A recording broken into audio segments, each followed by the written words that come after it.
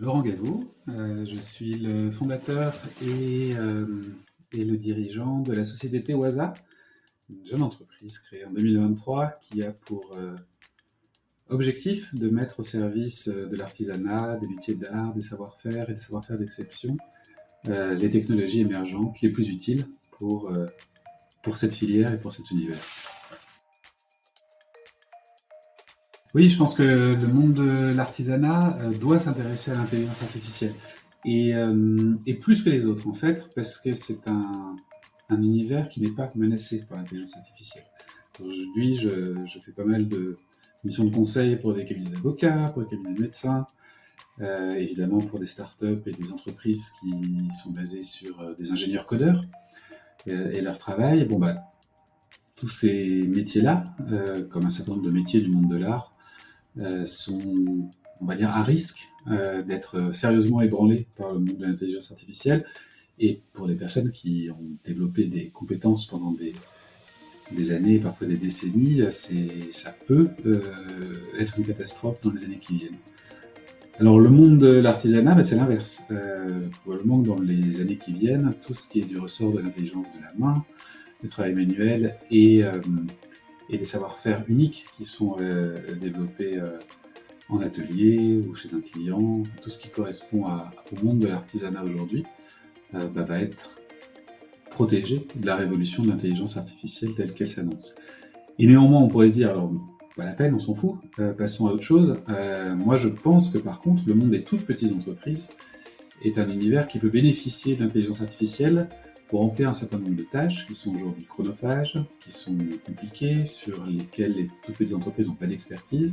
Ça peut être des tâches administratives, ça peut être des tâches de développement économique, ça peut être des tâches de marketing, de communication.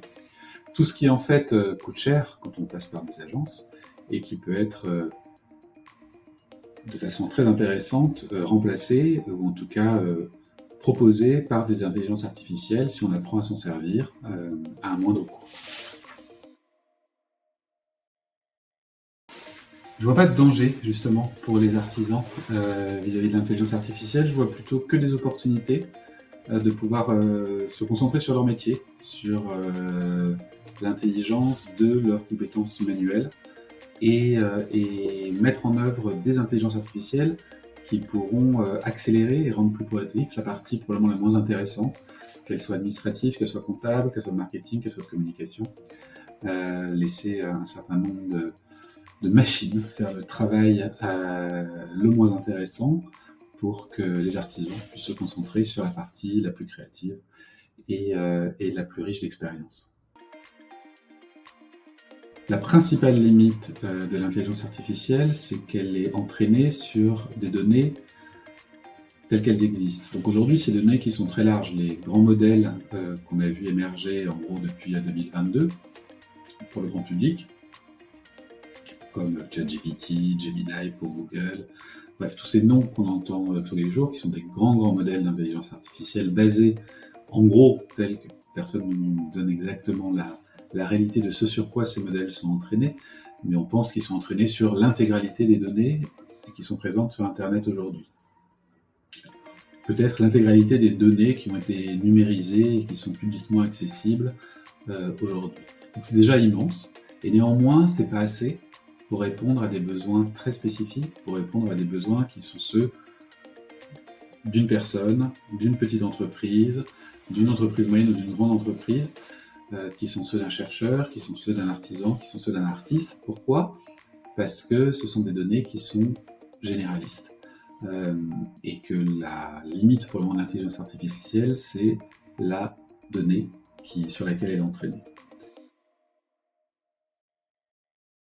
Ce que je conseille aux artisans, comme à tout le monde, c'est d'abord de se familiariser avec les outils et de surtout pas en avoir peur.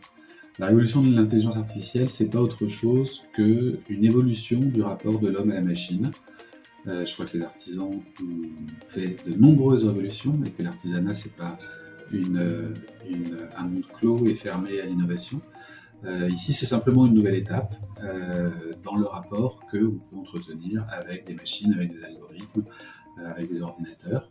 La première chose à faire, c'est de jouer avec. C'est un avantage, ça coûte pas très cher, une dizaine de dollars par mois, et puis sinon, il Il y a même beaucoup de premières approches qui sont gratuites et qui sont vraiment très pertinentes. Jouer avec pour essayer de comprendre dans quelles conditions cette nouvelle possibilité peut être vraiment utile, et puis être à l'aise avec cette nouvelle façon de dialoguer, de donner des ordres, de prompter, comme on dit, une intelligence artificielle. C'est quelque chose qui s'apprend au fil des semaines et en le faisant régulièrement. La bonne nouvelle, c'est que il n'y a pas de difficulté à commencer, il n'y a pas de difficulté à rentrer dans le système. Il n'y a besoin d'aucune connaissance technique, il y a besoin de se familiariser. Et moi, j'ai vu beaucoup de chercheurs en intelligence artificielle qui sont de mauvais prompteurs, parce que c'est une nouvelle façon de dialoguer et d'avancer avec une machine. Et puis, j'ai vu des gens qui n'étaient pas du tout dans le monde de la recherche en intelligence artificielle ou en sciences informatiques, et qui même n'avaient rien à voir avec le monde de la tech ou de l'innovation, et qui sont d'excellents prompteurs parce qu'ils ont immédiatement compris quel était ce type de relation qui pouvait être établi et quels étaient les bénéfices qui pouvaient en tirer. Donc, Monsieur Gestion, c'est commencer quelque part et commencer à poser des questions et à regarder comment ça fonctionne. Très concrètement, j'en vois plusieurs que je pourrais mettre en trois volets. Il y en a un premier qui est surtout ce qui est la préservation d'un savoir-faire, la préservation de la connaissance, la préservation d'un contexte, la préservation de tout ce qui constitue, on va dire, le savoir un peu immatériel autour d'un geste, autour d'une pratique artisanale, autour de l'histoire d'une entreprise, petite ou grande. C'est le premier point. Le deuxième point, le corollaire de cette préservation, c'est la transmission. Une fois que on a une image numérique de l'ensemble de ces données, qui aujourd'hui n'existent pas vraiment sous forme de données, on peut imaginer qu'un artisan qui les détient et qui en est propriétaire décide de les partager selon telle ou telle condition. Pour de l'éducation, pour la transmission patrimoniale à ses successeurs, etc. La deuxième possibilité, c'est, en termes d'avantages, c'est que je pense qu'il peut y avoir un dialogue créatif qui s'opère avec un certain nombre d'intelligences artificielles en termes de quelles sont les nouvelles idées que, en dialoguant avec une intelligence artificielle, je vais pouvoir mettre à jour. Alors ça ne veut pas dire que l'intelligence artificielle n'a pas la réponse, et le but c'est pas de demander à une machine d'être plus intelligente que nous, parce qu'ils ne le sont pas.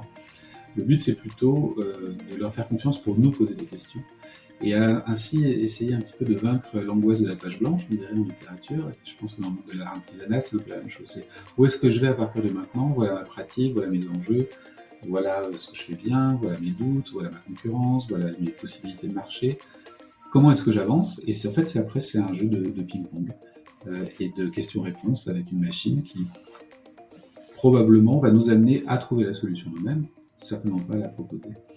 Le dernier, c'est tout ce qui concerne l'aide très concrète à un certain nombre de besoins qui s'expriment au niveau d'une entreprise, qu'elle soit grande ou qu'elle soit petite. Dans les grandes, généralement, on a des équipes ou des prestataires qui s'en occupent. Dans les petites, on est tout seul. Ces besoins, c'est des besoins administratifs, c'est des besoins comptables, c'est des besoins juridiques, c'est des besoins de développement économique, c'est des besoins de recherche de marché, c'est des besoins de traduction, c'est des besoins de mise en place de plans médias, de communication, bref, tous les types de besoins qui correspondent au développement économique d'une activité.